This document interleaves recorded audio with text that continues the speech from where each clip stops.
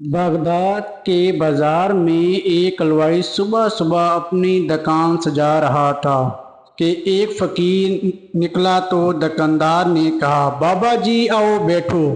فقیر بیٹھ گیا تو حلوائی نے گرم گرم دودھ فقیر کو پیش کیا۔ فقیر نے دودھ پی کر اللہ تعالیٰ کا شکر ادا کیا اور اس حلوائی کو کہا، بھائی تیرا شکریہ۔ بازار میں ایک فاحشہ عورت اپنے دوست کے ساتھ سیڑھیوں پر بیٹھ کر موسم کا لطف لے رہی تھی۔ ہلکی ہلکی بوندا باندی ہو رہی تھی۔ بازار میں کیچڑ تھا۔ فقیر اپنی موج میں بازار سے گزر رہا تھا کہ فقیر کے چلنے سے چھینٹ اڑا۔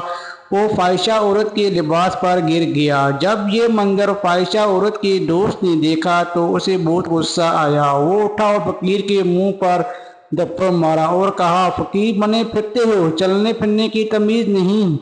فقیر نے ہنس کر آسمان کی طرف دیکھا اور کہا، مالک تو بھی بڑا بے نیاز ہے، کہیں سے دودھ پلاتا ہے اور کہیں سے تھپڑ مرواتا ہے۔ یہ کہہ کر فقیر آگے چل پڑا۔ فاحشہ عورت چھت پر چل رہی تھی تو اس کا پاؤں پھسلتا ہے اور زمین پر سر کے بل گر جاتی ہے۔ اس کو ایسی شدید چوٹ لگتی ہے کہ موقع پر ہی فوت ہو جاتی ہے۔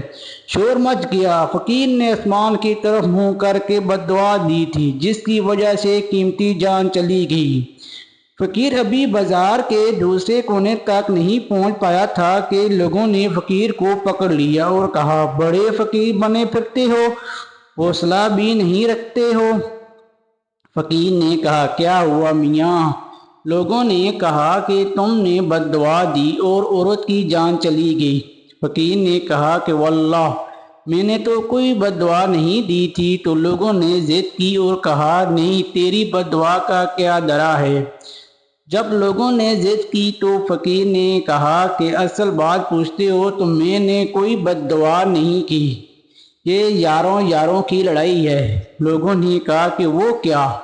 فقیر نے کہا کہ جب میں گزر رہا تھا اور میرے پاؤں سے چھینٹ اڑا اور اس عورت کے لباس پر پڑا تو اس کے یار کو غصہ آیا، اس نے مجھے مارا تو پھر میرے یار کو بھی غصہ آ گیا۔